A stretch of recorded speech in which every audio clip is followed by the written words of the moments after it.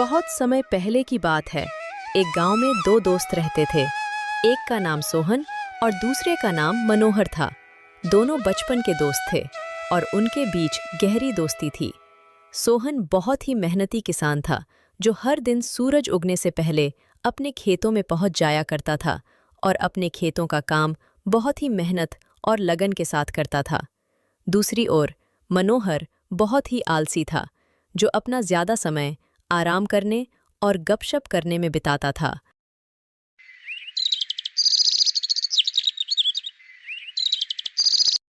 सुमन, मैं खेतों पर जा रहा हूं, तो तुम मेरा खाना बांध दो।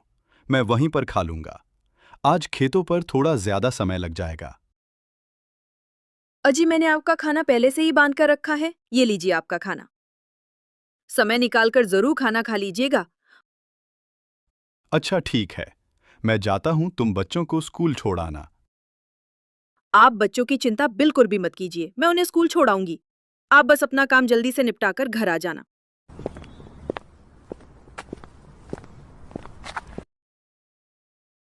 अजी, सुनते हो? खेतों पे नहीं जाना है क्या? सूरज सर पर चढ़ा आया है। उठना नहीं है क्या? इतना सारा काम पड़ा है और आप अभी तक सो रहे हो। आपके आलसीपन की भी हद है। क्या हो गया भाग्यवान? तुम सुबह सुबह इतना क्यों चिल्ला रही हो? चिल्लाऊं नहीं तो और क्या करूं? सूरज सर पर चढ़ गया है और आप बिस्तर से उठने का नाम नहीं ले रहे हो। खेतों पे नहीं जाना है क्या? अरे अरे भाग्यवान, चला जाऊंगा, इतनी भी क्या जल्दी है भला? खेत कहाँ भागे जा रहे हैं? जी, आप अपना काम समय पर कर लीजिए। इतना आलस मत कीजिए। इतना आलस करना ठीक नहीं है। इस आलसीपन के कारण आप एक दिन बहुत पछताओगे। अच्छा ठीक है, अब मुझे उठने तो दो। अच्छा ठीक है, मैं खाना लगा देती हूँ, आप जल्दी नहा धोकर आ जाएं। इसके बाद खेतों पर भी जाना है। सारा काम ऐसे ही पड़ा हुआ है। पूरे गांव में सिर्फ हमारी ही फसल देर से आती है, वो भी सिर्फ आपके आलसीपन की वजह से। अरे भाग्यवान, अब बस भी करो। सुबह से सुनाई जा रही हो। चला जाऊंगा, जा रहा हूं नहाने।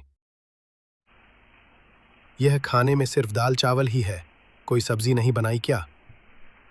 अजी, सब्जी तो तब बनाऊंगी ना जब आप काम करके कुछ पैसे घर में लाकर दोगे।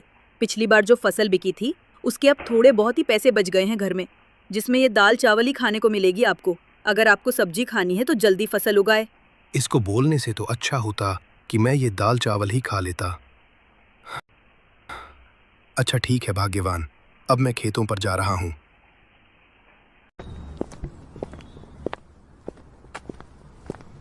अरे मुरली भाई, सारा खेत आज ही जोत डालोगे क्या?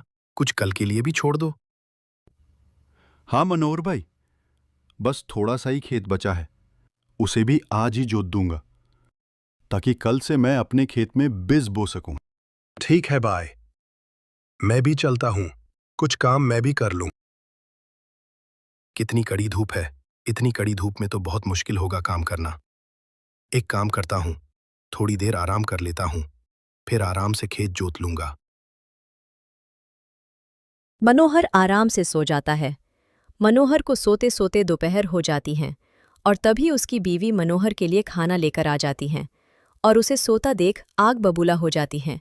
हे भगवान, इस आदमी का मैं क्या करूं? इसके आलसीपन से तो मैं परेशान हो गई हूं। सुन रहे हो? हाँ हाँ भाग्यवान, तुम यहाँ? हाँ, मैंने सोचा मेरा पति सोते सोते काफी थक गया होगा और उसे भूख लग गई होगी, तो तुम्हारे लिए खाना लेकर आ गई। अरे ऐसा कुछ नहीं है, बस अभी ही थोड़ा आराम करने बैठा था तो आंख लग गई। हाँ हाँ, मैं सब जानती हूँ। तुम्हारा कुछ नहीं हो सकता। चलो, अब खाना खा लो। दूसरी तरफ मुरली भी काम करते करते थक जाता है और बहुत जोरों की भूख लगी है। चलो थोड़ी पेट पूजा कर लेता हूं, फिर दोबारा से काम करूंगा। मुरली खाने का डब्बा लेकर बैठा ही था, तभी किसी के चिल्लाने की आवाज आती है और मुरली भागते हुए जाकर देखता है तो एक साधु वहां पेड़ के नीचे बेहोश पड़े थे। मुरली ने साधु बाबा के मुंह पर पानी के छींटे मारे, तब जाकर उन्हें कहीं होश आया। साधु बाबा, अब आप ठीक हो? हाँ बेटा, अब मेरी तबीयत कुछ ठीक है। बहुत दिनों से भूखा और प्यासा हूं और तेज गर्मी भी है। इसी कारण मुझे चक्कर आ गया। तुम्हारा बहुत बहुत धन्यवाद बेटा। साधु बाबा, मैं अभी खाना खाने ही जा रहा था। ज्यादा कुछ तो मेरे खाने में नहीं है, बस रोटी सब्जी है। आप खा लीजिए, मैं अभी लेकर आता हूँ। मुरली को साधु से बात करते मनोहर की पत्नी देख लेती है। ये मुरली भाई के पास कौन आया है? कोई साधु महाराज मालूम होते हैं। चलो चलकर देखते हैं। दोनों पति पत्नी मुरली के पास पहुंचते हैं। प्रणाम साधु महाराज। खुश रहो बेटा, तुम्हारा कल्याण हो। चलिए बाबा, खाना खा लीजिए। बेटा तुम्हारा खाना मैं खा लूंगा, तो तुम क्या खाओगे? आप मेरी चिंता मत कीजिए बाबा, मैं थोड़ी देर में घर जाकर खाना खा लूंगा। आप ये खाना खा लीजिए। मनोहर की पत्नी बड़ी ही तेज दिमाग की थी। मुरली को अपना खाना साधु को देते देख वो भी तुरंत बोली, बाबा, मैं तो अभी पकाकर गरम गरम खाना लाई हूं। ज्यादा कुछ तो नहीं, बस दाल चावल है, वो भी आप खा लीजिए। दोनों अपना अपना खाना साधु बाबा को खिला देते हैं। मेरी भूख मिटाने के लिए तुम्हारा बहुत बहुत धन्यवाद। धन्यवाद की कोई ज़रूरत नहीं है बाबा। ये तो हमारा परम सौभाग्य है कि आपने हमें अपनी सेवा करने का मौका दिया। बाबा, आप तो हमें सिर्फ आशीर्वाद दीजिए कि इस बार हमारी फसल अच्छी हो और हमारे परिवार को सुख शांति मिले। तुम दोनों को मेरा आशीर्वाद। मेहनती किसान हमेशा सफल होता है, लेकिन आज मैं तुम्हें कुछ विशेष देना चाहता हूं। साधु महाराज अपनी झोली में से कुछ छोटे छोटे बीज निकालते हैं और उन बीजों को मुरली और मनोहर को देते हैं। बेटा ये लो। महाराज, ये किस चीज़ के बीज है? क्या ये किसी फसल के बीज है? बेटा ये कोई साधारण बीज नहीं है, ये जादुई बीज है। इन्हें अपने खेतों में बो देना। ये बीज तुम्हें वही देंगे जिस फसल को तुम बोना चाहते हो। और ध्यान रखना बेटा, इन बीजों को तुम बहुत प्यार और मेहनत के साथ उगाना। हम आपके इस भेंट के लिए बहुत आभारी हैं साधु महाराज। मैं इन बीजों की बहुत अच्छे से देखभाल करूंगा, इन्हें रोज पानी दूंगा। आलसी मनोहर को मेहनत वाली बात अच्छी नहीं लगती और वो बाबा से बोलता है, मगर साधु बाबा, अगर ये बीज जादुई है तो हमें इतनी मेहनत करने की क्या जरूरत है? बेटा एक बात हमेशा याद रखना, जादू उसी पर काम करता है जो उसकी कदर करता है। ये बीज अपने आप में शक्ति रखते हैं, लेकिन अगर तुम इन्हें सही देखभाल नहीं दोगे तो तुम्हें इनसे कुछ भी प्राप्त नहीं होगा। हर दिन इन्हें प्यार और मेहनत से सींचना, तभी ये फल देंगे। जी साधु महाराज, हम आपकी बातों को समझ गए हैं। हम इन बीजों को लगाएंगे और इन्हें बड़े प्यार से सींचेंगे। ठीक है बेटा, तो अब मैं यहां से प्रस्थान करता हूं। तुम्हारा कल्याण हो। साधु से जादुई बीज प्राप्त करने के बाद मुरली और मनोहर भी घर लौट रहे थे। तभी मुरली मनोहर से बोलता है, मनोहर, यह जादुई बीज बहुत ही अनमोल है। साधु महाराज ने कहा है, अगर हम इन्हें प्यार और मेहनत से सींचे तो ये हमें बहुत कुछ देंगे। मैं तो कल ही इन्हें जाकर अपने खेत में बोने वाला हूं। मगर मुरली, अगर यह बीज जादुई है तो हमें इतनी मेहनत करनी है कि क्या जरूरत है? मुझे नहीं लगता कि रोज पानी देने से कुछ खास असर होने वाला है। यह खुद ही उग जाएंगे और फल देंगे। देख रहे हो ना भैया, ये आदमी इतना आलसी कि कुछ नहीं करना चाहता। मैं तो परेशान हो गई हूँ। आप ही इन्हें समझाओ, मैं घर जा रही हूँ। मनोहर, साधु महाराज ने साफ साफ कहा था कि प्यार और मेहनत के बिना कुछ नहीं मिलेगा। ये तो बहुत जरूरी है, लेकिन इनका पूरा फायदा उठाने के लिए हमें इनकी देखभाल अच्छे से करनी होगी।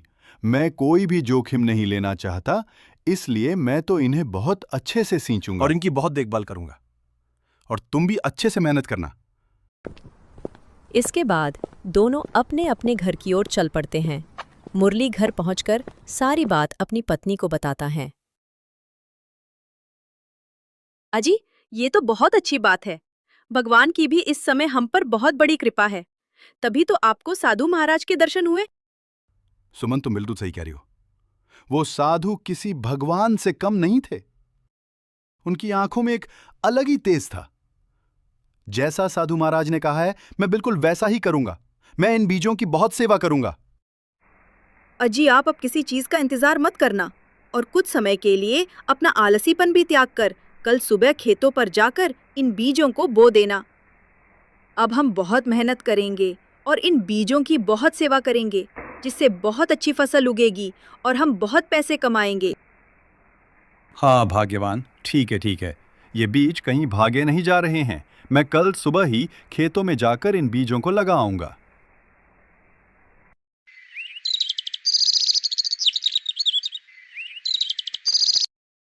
मैं आज खेतों में ज्यादा समय बिताऊंगा। साधु महाराज ने मुझे जो बीज दिया है, वो बीज मुझे खेतों में बोने हैं।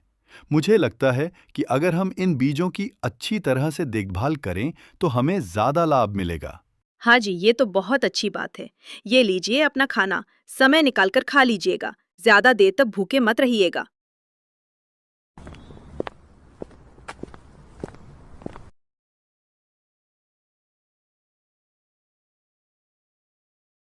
अरे, आप अभी तक सो रहे हैं?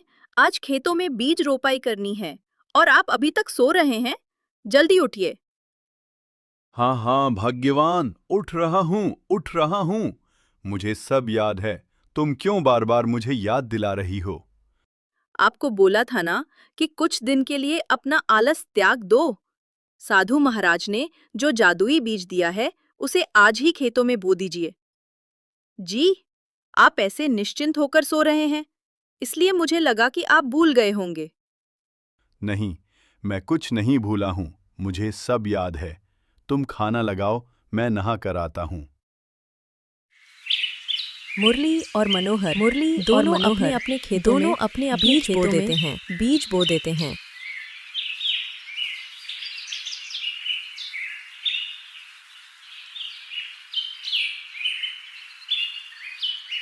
अजी, खेतों का काम अच्छे से निपट गया ना? हाँ सुमन, खेतों का काम अच्छे से निपट गया। मैंने बीजों को अच्छे से बो दिया है और उन्हें पानी भी दे दिया है। कल सुबह जल्दी उठकर खेतों पर चला जाऊंगा।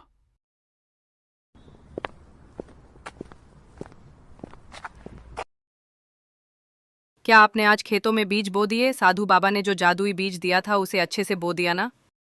हाँ भाग्यवान, मैंने आज खेतों में सारे बीज बो दिए। और खेतों की अच्छे से सिंचाई कर दी थी ना? नहीं, मैं खेतों में पानी नहीं दे पाया। बीज बोने में ही इतना समय लग गया कि पानी देने का मौका ही नहीं मिला। कल जाकर मैं खेतों में पानी दे दूंगा। लेकिन साधु बाबा ने कहा था कि रोज इसे प्यार और मेहनत से सींचना। अगर आप इसकी देखभाल नहीं करेंगे तो ये कैसे बढ़ेगा?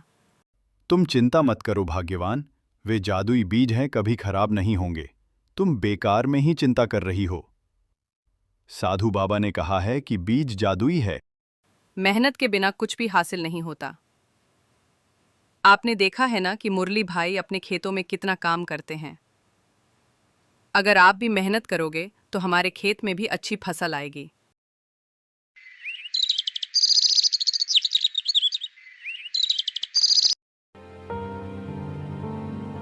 मुरली ने अपने खेत में बीज बो दिया और हर रोज खेत में पानी देने लगा और उनकी प्यार से देखभाल करने लगा। उसने उन बीजों को ऐसा सींचा जैसे उसके बच्चे हों। दूसरी ओर मनोहर ने भी अपना बीज बो दिया, लेकिन उसने सोचा कि बीज तो जादुई है, इसीलिए उन्हें इतनी देखभाल की जरूरत नहीं है। उसने सिर्फ अपने खेत में पानी डाला और बाकी समय आराम करता रहा।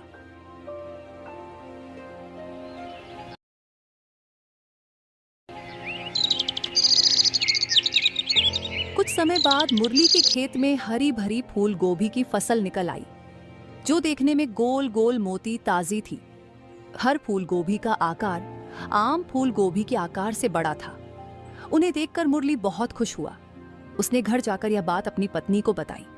उसकी पत्नी भी बहुत खुश हुई और वह दोनों फूल गोभी की फसल तोड़ने के लिए एक साथ खेतों में आए। अजी, ये तो सच में बहुत अच्छी फूल गोभी की फसल आई है। इतने बड़े और इतने सुंदर फूल गोभी तो मैंने आज तक नहीं देखे। चलिए इन्हें जल्दी से तोड़ लेते हैं, फिर आप इन्हें बाजार में बेचाना। दोनों पति पत्नी फूल गोभी की फसल तोड़ने लगते हैं और देखते ही देखते उनकी टोकरी फूल गोभी से भर जाती है। जब मुरली की पत्नी फूल गोभियों की फसल की ओर देखती है तो जहाँ से उन्होंने फूल गोभी की फसल तोड़ी थी वहाँ पर नई गोभी आ जाती है। मुरली जी देखिए ये क्या हुआ। अभी हमने इन फसलों से फूल गोभी तोड़े थे, ये देखिए इनमें फिर से नए फूल गोभी आ गए। ये तो सचमुच में जादुई बीज हैं। लगता है इनकी फसलें कभी भी खत्म नहीं होती। हाँ सुषमा, ये तो सच में जादुई बीज हैं। अभी तो हमने इतने सारे फूल गोभी तोड़े थे और फिर से उतने ही फूल गोभी आ गए। अजी हमारा तो भाग्य ही चमक गया। अब इन फूल गोभियों को बेचकर हम बहुत सारा पैसा कमाएंगे। वहीं दूसरी ओर मनोहर के खेत में सिर्फ छोटे छोटे पौधे उगे थे और उनमें कोई फल नहीं आए थे।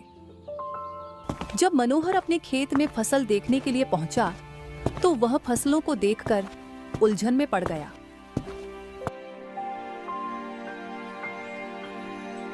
अरे ये बीज तो जादुई थे ना, तो फिर इनमें फसल क्यों नहीं आए? लगता है वह साधु महाराज ने मुझे धोखा दिया है। उन्होंने झूठ बोला कि ये जादुई बीज है, जबकि यह तो कोई साधारण बीज है। तभी मनोहर की नजर मुरली के खेतों पर जाती है। उसका खेत फूल गोभियों की फसल से लहलहा रहा था, जिसे देख मनोहर मुरली के पास आता है।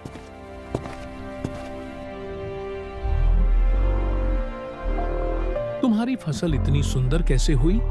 लगता है वह साधु महाराज ने मुझे नकली बीज दिए थे और तुम्हें जादुई। दोस्त, साधु महाराज ने हमें जादुई बीज तो दिया था, लेकिन उन्होंने कहा था इनको प्यार और मेहनत से सिंचना होगा। मैंने हर रोज खेतों में मेहनत की, हर रोज पानी दिया और उसकी मिट्टी को ठीक किया।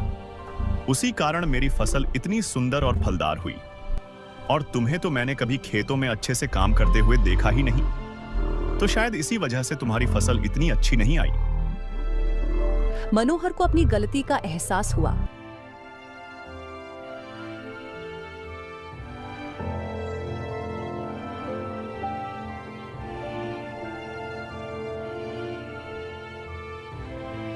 अरे नहीं, मैंने ये क्या कर दिया? ये बीज तो सच में जादुई थे। मैंने इन पर सही से ध्यान नहीं दिया, इसलिए इन्होंने मुझे फल भी नहीं दिया। यह सब मेरी ही गलती है। अगर मैंने इन बीजों का अच्छे से पालन पोषण किया होता तो आज मेरे भी खेतों में मुरली की तरह फूल गोभी की फसलें लहलहा रही होती।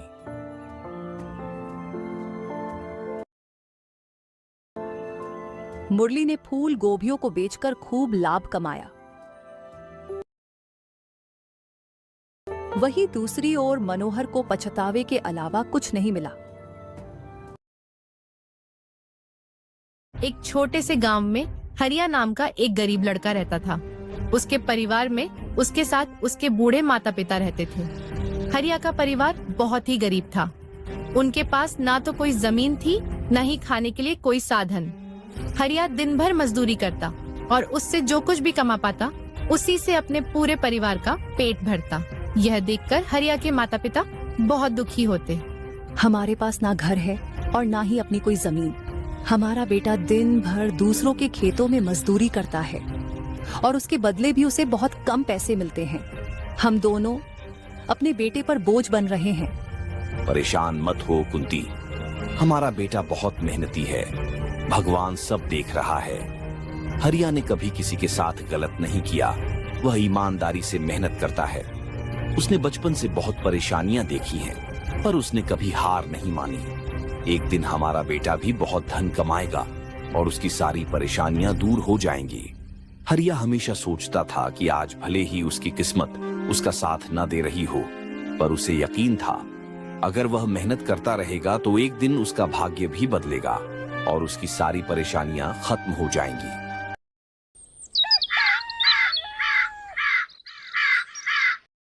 एक दिन हरिया लालाराम जमींदार के खेत में काम कर रहा था। लालाराम पास के एक पेड़ के नीचे बैठा था। सोहन अपने काम में लगा हुआ था। तभी उसने देखा कि लालाराम बहुत ही उदास है और गहरी चिंता में डूबा हुआ है। लालाराम को उदास देख हरिया तुरंत उसके पास गया और बोला, क्या हुआ मालिक? आप बहुत उदास लग रहे हैं। मुझे ऐसा लग रहा है जैसे आप किसी गहरी चिंता में हैं। कुछ हुआ है? मुझे बताइए, क्या पता मैं आपकी कोई सहायता कर सकूं। सोहन की बात सुनकर लालाराम को गुस्सा आ गया और वह गुस्से में सोहन से बोला, अरे तू मेरी क्या सहायता करेगा? तू खुद अपनी सहायता कर सकता है क्या? अगर तू किसी की सहायता करने के काबिल होता तो क्या तुझे 2 वक्त के खाने के लिए आज मेरी जमीन पर काम करने की जरूरत पड़ती? चल यहाँ से जा, अपना काम कर और मुझे परेशान मत कर। सेठ जी, ऐसा नहीं है। यह सब वक्त वक्त की बात है, सब किस्मत का खेल है। लेकिन इंसान को अपनी मेहनत पर विश्वास रखना चाहिए। आज भले ही किस्मत मेरे पक्ष में ना हो, लेकिन अगर मैं ईमानदारी और लगन से मेहनत करता रहूंगा तो किस्मत भी एक दिन मेरी तरफ झुक जाएगी। मेहनत और धैर्य से तकदीर के दरवाजे खुलने में देर हो सकती है, लेकिन मेहनत कभी बेकार नहीं जाती। हरिया की बात सुनकर लालाराम बहुत प्रसन्न हुआ। अरे हरिया, तेरे विचार तो बहुत अच्छे हैं। तेरी बातें सुनकर मन को एक सुकून सा मिला है। इतनी परेशानियों में भी तू अपनी जिंदगी खुश होकर काट रहा है। सेठ जी, ये सब मेरे पिता की सीख है। जब भी मैं किसी चीज के लिए अपने पिता से जिद करता था तो वे हमेशा मुझे यही समझाते थे, बेटा, हमारे पास इतना धन नहीं है कि मैं तेरी हर इच्छा पूरी कर सकूं, लेकिन एक बात हमेशा याद रखना, जिंदगी भी मौसम की तरह होती है। कभी यह धूप की तरह खुशियों से भरी होती है, कभी ठंड की तरह कठिनाइयां लाती है और कभी बारिश की तरह परेशानियां आती हैं। लेकिन जैसे हर मौसम बीत जाता है, वैसे ही जिंदगी के मुश्किल हालात भी गुजर जाते हैं। बस धैर्य और हिम्मत बनाए रखना जरूरी है, क्योंकि एक दिन सब कुछ ठीक हो ही जाता है। अरे वाह, लगता है तेरे पिता बहुत ही नेक इंसान हैं। किसी दिन मैं भी उनसे जरूर मिलूंगा। मालिक, क्या हुआ है? आप एक बार मुझे साफ साफ बताइए। क्या पता आपकी परेशानी का कोई हल मिल ही जाए। अरे हरिया, मैं एक बहुत बड़ी परेशानी में फंस गया हूँ। मुझे अपनी परेशानी का कोई भी हल नजर नहीं आ रहा है। सेठ जी, एक बार मुझे बताइए तो, क्या पता आपकी परेशानी का कोई हल निकल ही जाए। हरिया, हमारे गांव में मेरे पिता की एक पुश्तैनी जमीन थी जो काफी पीढ़ियों से हमारे पास थी। उस पर मेरा और मेरे भाई का हक है, लेकिन हमारे गांव के ही 2 बाप बेटों ने उस पर कब्जा कर लिया है। मैं पुलिस थाने में केस दर्ज कराने की सोच रहा था, लेकिन गांव के बहुत बड़े बड़े लोग उनके साथ हैं। मैं कितनी भी कोशिश कर लूं, लेकिन मैं उन लोगों का कुछ नहीं बिगाड़ पाऊंगा। अब तो उन लोगों ने उस जमीन पर खेती भी शुरू कर दी। मेरे पिता की पुश्तैनी जमीन मेरे हाथों से छीनी जा रही है, इसलिए मैं बहुत परेशान हूं। मुझे समझ नहीं आ रहा मैं अब क्या करूं।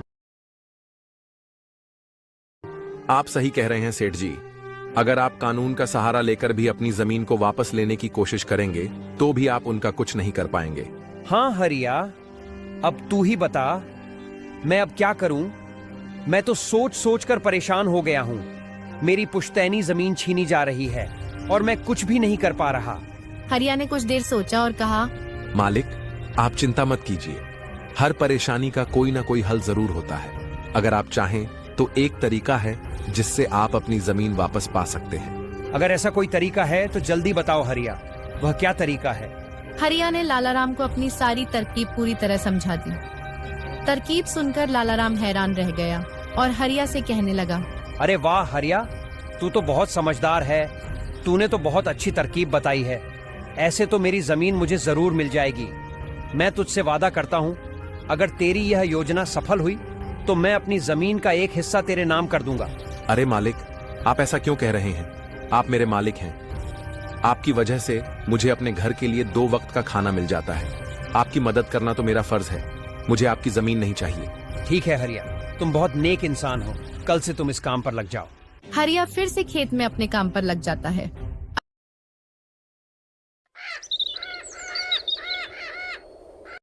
अगले दिन हरिया रामू और विनोद नाम के उन बाप बेटों के पास पहुंच जाता है जिन्होंने लालाराम की जमीन पर कब्जा कर रखा था। नमस्कार सेठ जी, मैं यहाँ से गुजर रहा था तो पास के लोगों ने बताया कि आपके यहाँ काम के लिए मजदूर की जरूरत है।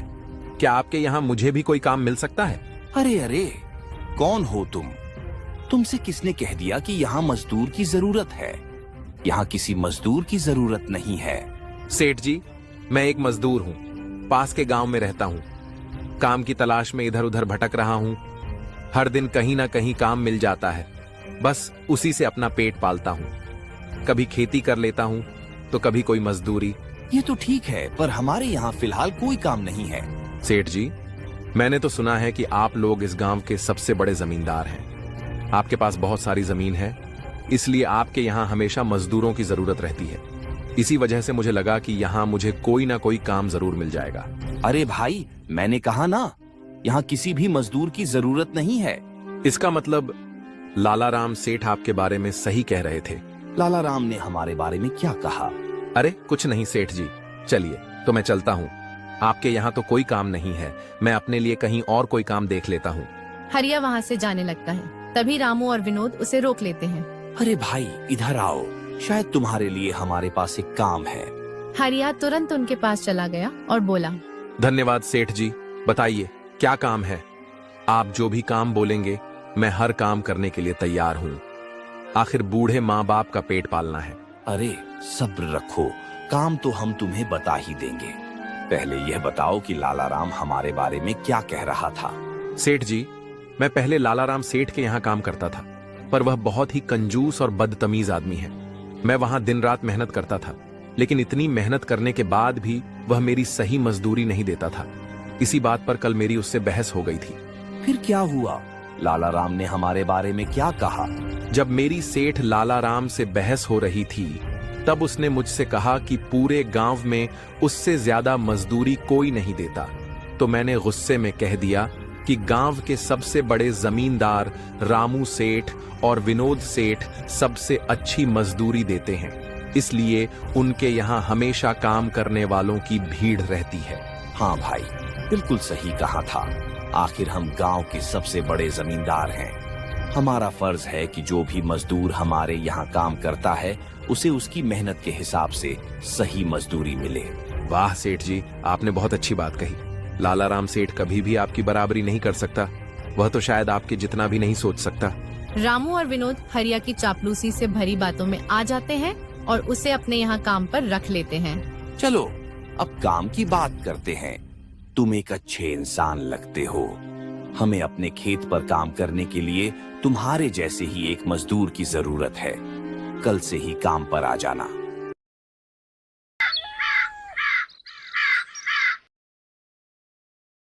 कुछ दिन ऐसे ही बीत गए। एक दिन रामू अपने बेटे विनोद से बोला, विनोद बेटा, यह हरिया तो बहुत मेहनती है। यह अकेले ही 4 लोगों का काम कर देता है। अच्छा हुआ कि हमने इसे रोक लिया। हाँ पिताजी, आप सही कह रहे हो। हरिया बहुत मेहनती है। इसके जितना काम शायद ही कोई और करता होगा। ये पूरा दिन यहाँ काम पर अकेला लगा रहता है। हरिया ने रामू और विनोद का दिल जीत लिया।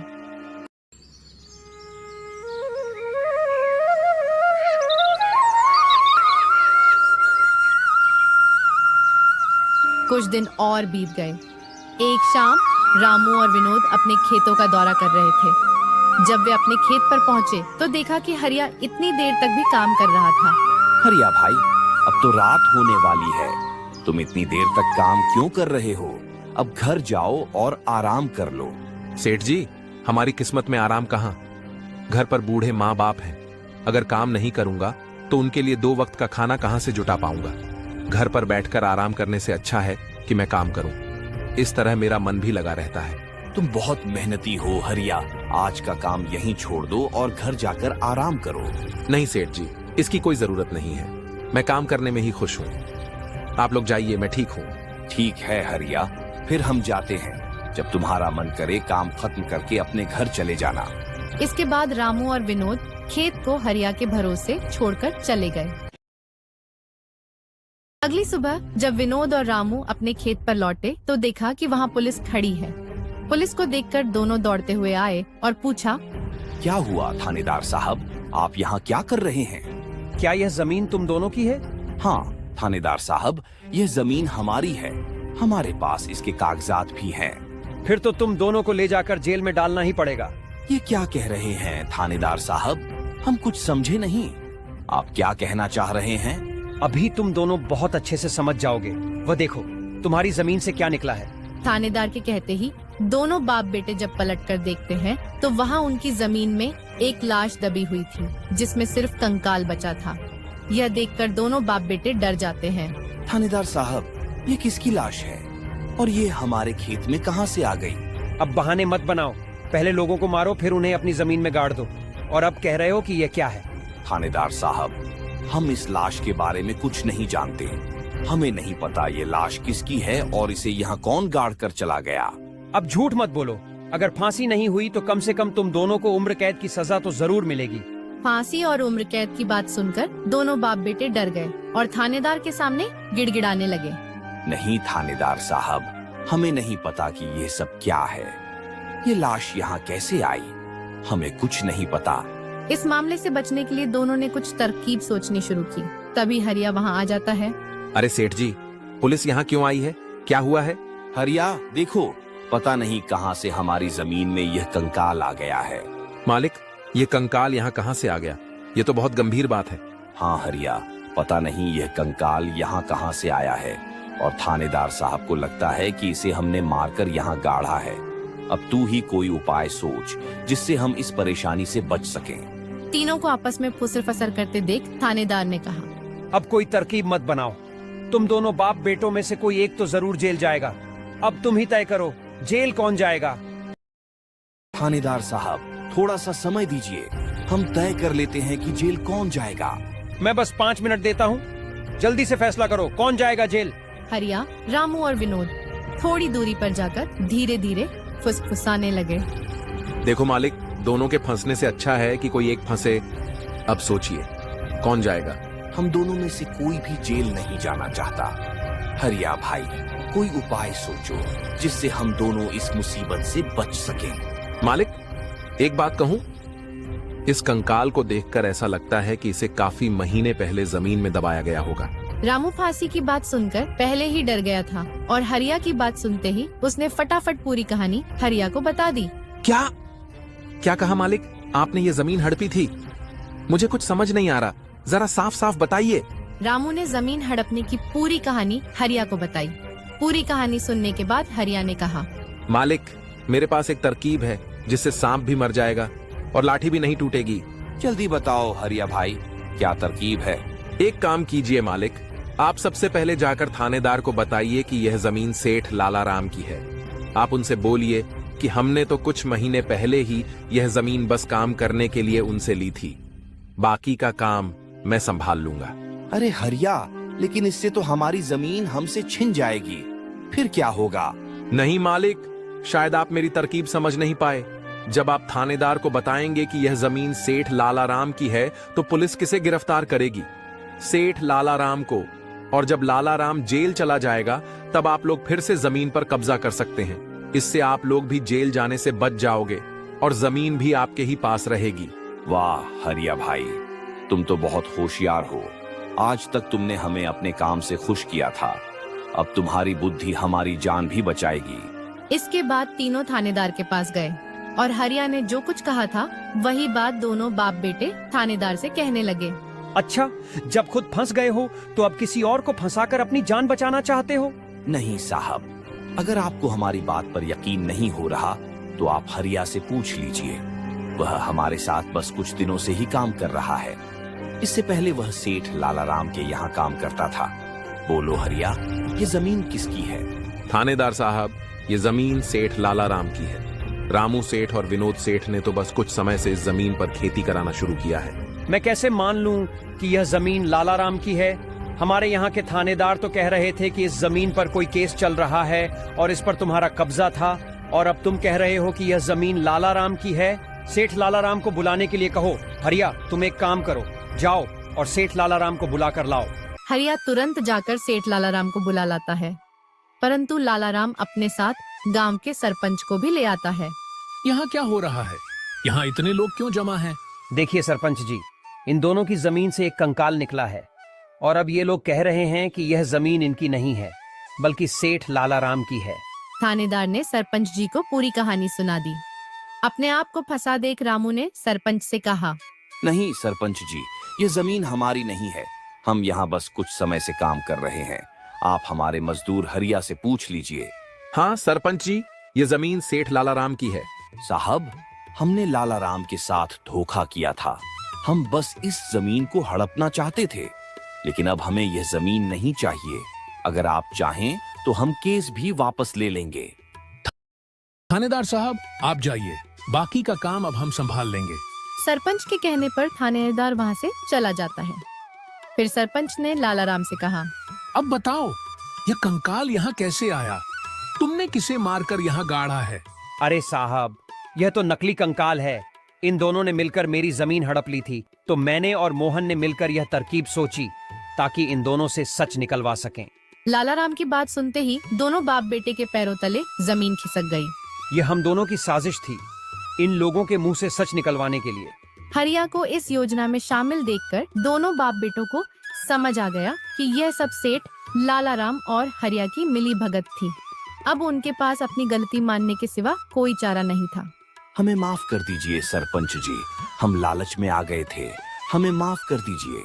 हम आज के बाद यह गलती कभी नहीं करेंगे और यह जमीन भी सेठ लालाराम को वापस दे देंगे। रामू और विनोद दोनों सरपंच और सेठ लालाराम से माफी मांगने लगे। दोनों को इतना गिड़गिड़ाते देख लालाराम ने उन्हें माफ कर दिया। सरपंच ने भी उन्हें जेल नहीं भेजा और सेठ लालाराम ने अपना केस वापस ले लिया। लालाराम के केस वापस लेने के बाद सरपंच जी भी वहाँ से चले जाते हैं। धन्यवाद सेठ लालाराम जी, आपने हमें माफ कर दिया। आज के बाद हम ऐसी गलती कभी नहीं करेंगे। ठीक है रामू, कोई बात नहीं, मैंने तुम्हें माफ किया। बस याद रखना, एक जमीन के टुकड़े के लिए तुम अपनों के साथ कभी गलत मत करना। बुरे समय में तुम्हारे अपने ही तुम्हारे साथ खड़े होंगे। जमीन का क्या है, कभी मेरी तो कभी तुम्हारी। आखिर में सेठ लालाराम ने हरिया की ईमानदारी और समझदारी से खुश होकर उसे जमीन का एक हिस्सा दे दिया और उसे जमीन का मालिक बना दिया। दोस्तों, यदि आपको हमारी यह वीडियो अच्छी लगी है तो प्लीज एक लाइक,